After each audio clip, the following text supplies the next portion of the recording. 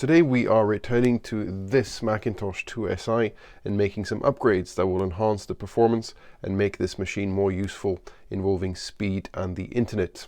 So let's get on with it.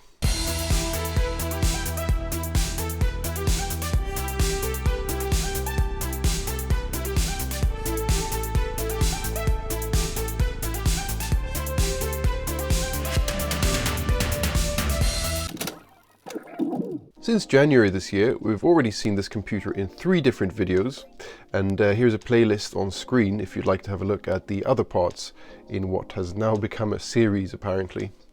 In the first video we tried it out with the impressive Macintosh portrait display and discovered some issues that we tried to fix by recapping the logic board in the second video. In that video I also had some nostalgic fun with an external CD drive attached.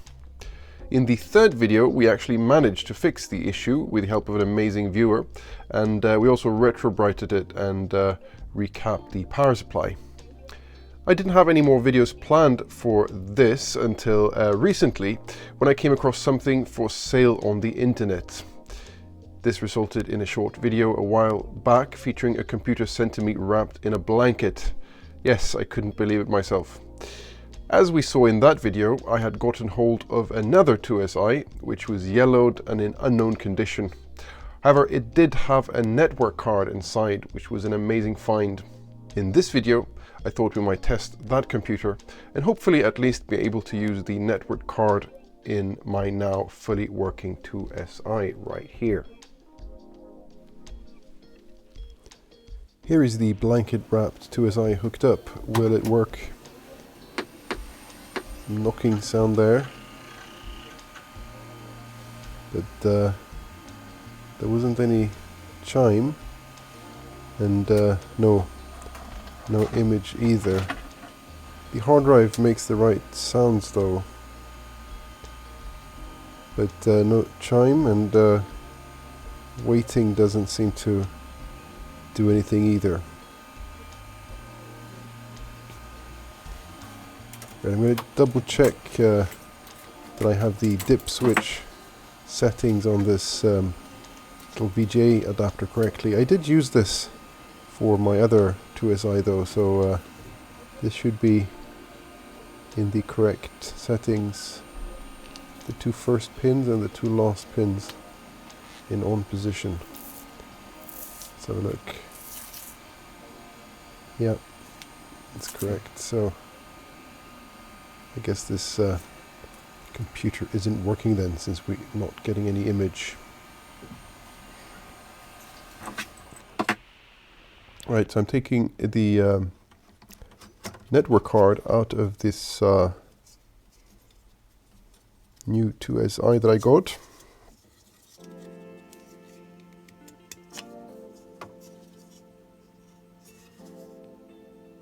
And you can see that it says Dana port IIsi down there in the left corner, and yeah, looks like it's in good shape. And I've got one of these in my Macintosh IIsi, which has been working great, but as I mentioned in the unwrapping video of this IIsi, the faceplate of the one that I already have is different from this one.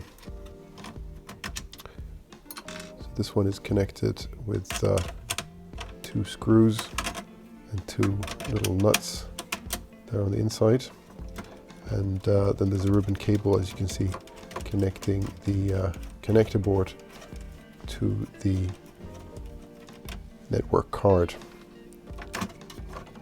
As you can see here, it's actually populated with components on this side where the RJ45 jack is. The little SMD components were on this side, where the crack shell connector is on my other one.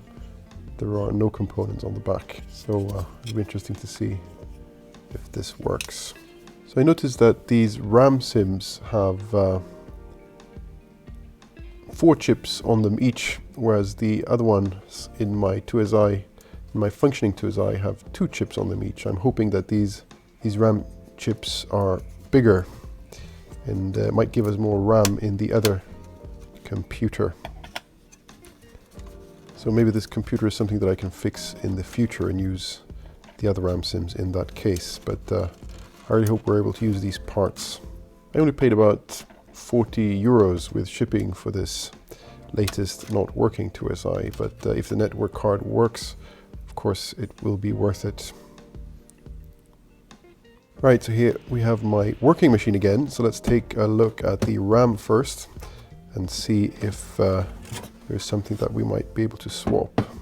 You see there the ones that I had in the machine have 2 chips and look a bit simpler, but who knows. My guess is though that the chips with the sims with the 4 chips are more powerful or have more RAM basically. So I'm going to pop them in and let's hope that this actually increases the RAM in this machine. That would be an excellent bonus, not something I counted on at all. The clips for the RAM slots in these machines are actually metal, which is great. They don't break off like some of the plastic clips that you find in compact Macs. Just going to connect everything up so we can run this computer and see if we indeed have more RAM with these new RAM sims inserted.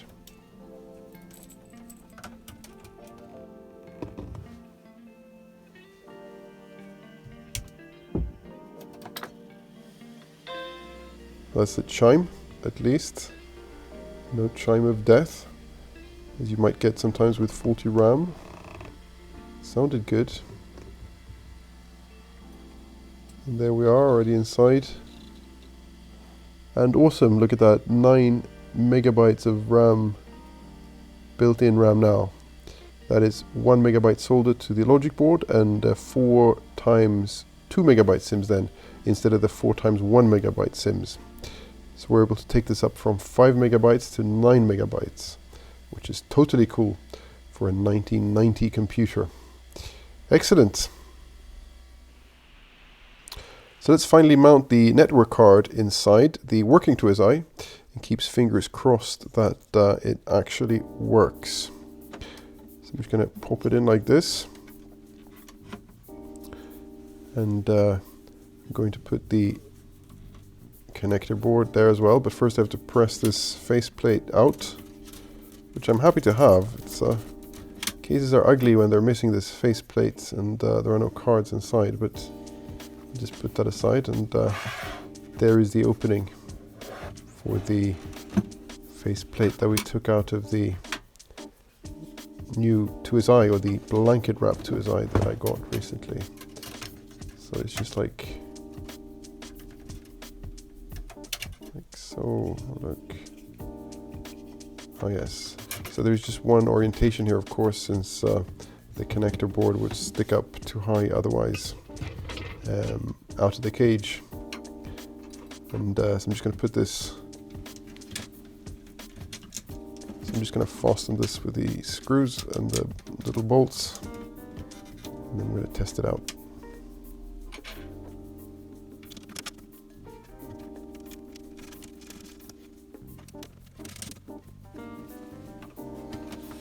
We have the little ribbon cable between the connector board and the network card. And it reaches, well, it reaches just, but it looks pretty neat like this. So here I have everything connected, and my network, my Ethernet cable plugged into the RJ45 port, and the light is blinking. Ah, no, it doesn't connect. Shame, I had really hoped it would. I'm going to have to take a closer look at the network card with this cheap USB microscope that I recently got, and hopefully we'll be able to see whatever needs fixing. I actually found this on one of the traces on the back of the card. It looks like the trace is cut, but when I tested it with my multimeter, there was continuity, so that is probably not the issue. Since I'm not sure whether it's the network card itself or the connector board which is at fault, I decided to break into my SE30 seen previously on the channel and take out the Dynaport ESI30 card that is in there to troubleshoot the new one. First, a quick test with both the network card and connector board from the SE30, just to make sure they still work, and also make sure everything is okay on the software side here on the IIsi, and it is working well. I'm using this software from Macintosh Garden, Open Transport, which provides modern TCP/IP implementation and enables you to just plug the computer into your modern router and visit an appropriately old-schooled website, such as 68k.news right here. Here we have the two network cards side by side for comparison. Apart from the marking on the paper stickers there, they do seem to be identical Dynaport ESI30 cards. The similarity in name to the Macintosh SE30 is disturbing. If we flip them over again, there is slightly different marking. My old working one has Rev X3 on it, while the new one has Rev A. And there is the model marking on the PCBs.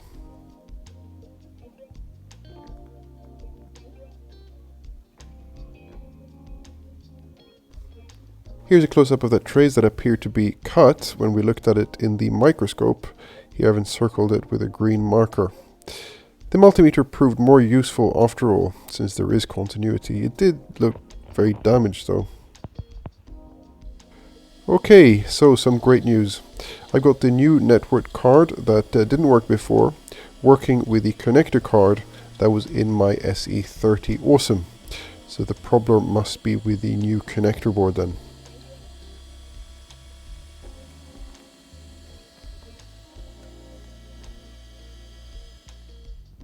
Here are the two connector boards side by side. I thought we might take a look at them because they are very much alike and also very different. My old one on top there has a coaxial connector with nothing populated on the other side, and the new card has the opposite, nothing on the coaxial side but a standard RJ45 jack populated in the right. In the middle both have the AUI connector. And if we flip them over, it gets more interesting. It's not just the connector that is there or not there. It applies to all corresponding surf and mount components too, as we saw before. Just look at that. Here are the components on the RJ45 side, but nothing on the coaxial side.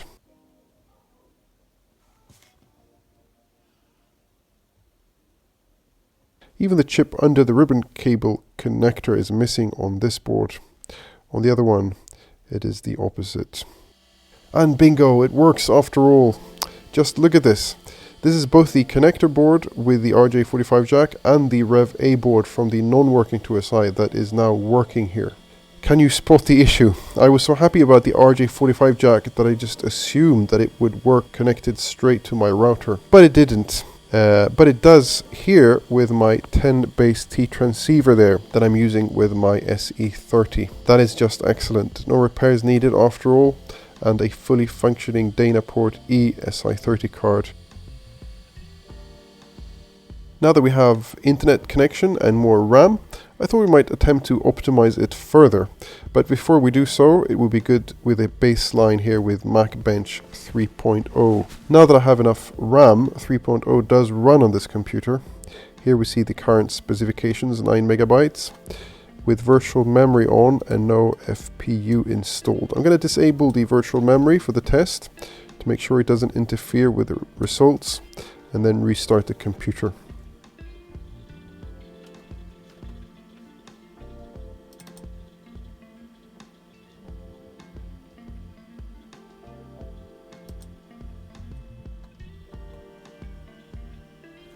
Okay, now virtual memory is off, so let's run the tests.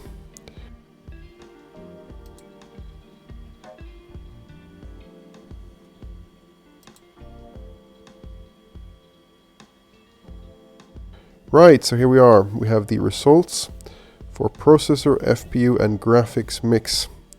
This comparison of course doesn't tell us anything, as it's comparing with a PowerPC 6100, but we'll use this baseline as results when comparing after we've done changes. The first thing I want to do is install this extension, the RAM Muncher, available on Macintosh Garden. Those of you who know your IIsi I have probably heard of this, or know what the deal is at least. So since the IIsi I doesn't have any dedicated VRAM, video RAM, it uses the regular 1 megabyte of soldered RAM for graphics up to about 300K, and the remaining 700K is available for the CPU and applications. This RAM is very slow though, since it's taking turns to access with the graphics signal. What this extension does is that it forces the CPU to the other bank and thus speeds things up, as it doesn't have to take turns with the graphics. Another way to accomplish this is apparently to increase the disk cache to 768K, and by doing so forcing the CPU to the other bank. But apparently this extension is better. So I'm going to drag and drop this extension to the extensions folder in the system folder and restart, and we should be ready for another speed test. I'm saving the one we did for a baseline as IIsi default.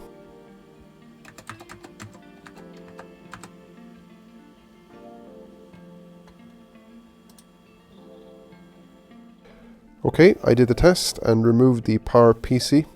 Just look at that, this is what an extension can do. Default was only 61% of the current with a RAM Muncher. Default floating point was 50% and graphics 73%. That is an impressive improvement. And the upgrade is free and totally non-invasive. That is awesome.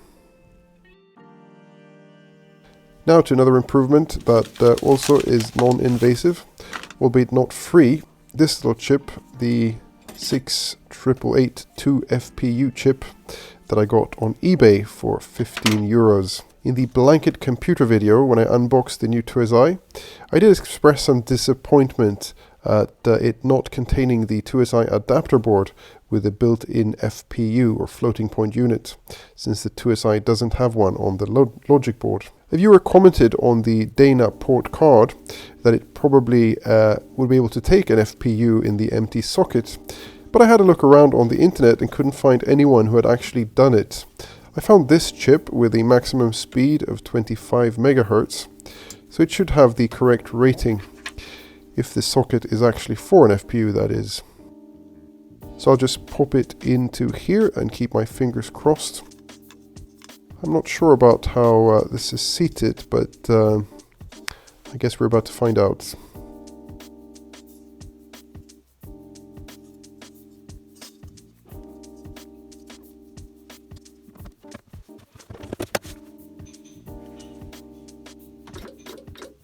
Uh-oh, not good at all. I never heard this clonking sound before. Okay, so I managed to seat the chip upside down. Silly me. Although in my defense, the writing was all in the opposite way on the other chips. There seems to have been this little notch to pay attention to. Now, I'm hoping I didn't fry anything like the computer or the FPU or the network card. I'll be kicking myself hard in that case.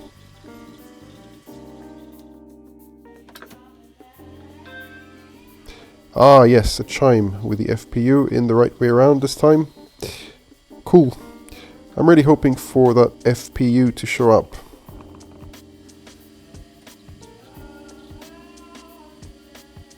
Excellent. It does. Now, a new test. Wow, the baseline without the RAM Muncher and the FPU is only 6% of the physical FPU. Even the graphics score is slightly better compared to the test without the floating point unit, but with the RAM Muncher. The floating point unit, of course, doesn't do anything with the processor speed, though, as expected. So why am I not swapping the 40 MHz clock crystal for a 50 MHz one, and so increase the processor speed from 20 MHz to 25?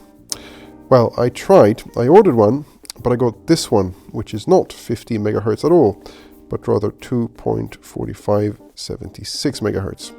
I couldn't find the actual component I needed delivered to me in time for this video, but this made me reconsider swapping it at all. Although the IIsi architecture supports it, and the swap is relatively easily done, the processor itself is not rated for 25 MHz, but 20 MHz. There isn't supposed to be any issues related to this, but since it does involve temporarily breaking a 30-year plus computer that is now working, I will hold off on this for now. One last thing to do though, in the last video I did retrobright the upper part of the case, but I left the bottom half like this. It's not too bad, but it is still visibly yellowed and also quite dirty.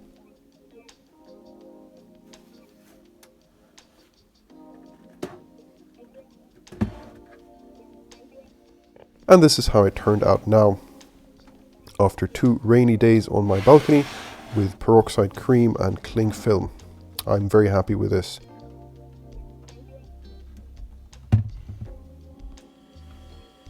So here then is the fixed and improved Macintosh IIsi I, now connected to the internet via the Dynaport ESI30 card. At the start of this series we began with a IIsi that was barely working with graphics issues and serious need of recapping. We now have a recapped and retrobrighted machine that now shows a clear and uncorrupted image.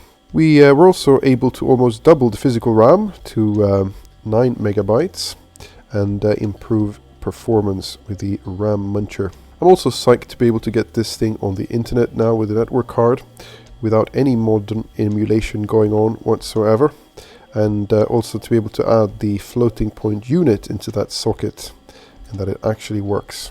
Who knows, maybe there'll be more IIsi videos in the future. I'm still indecisive about swapping the crystal, and I do have that non-working blanket wrapped IIsi waiting for me. There'll be some December videos coming up next, hopefully on this channel, so do subscribe if you haven't already, so you won't miss that. And if you've enjoyed this video, I'd very much appreciate if you give it a thumbs up. Take care and thank you for watching.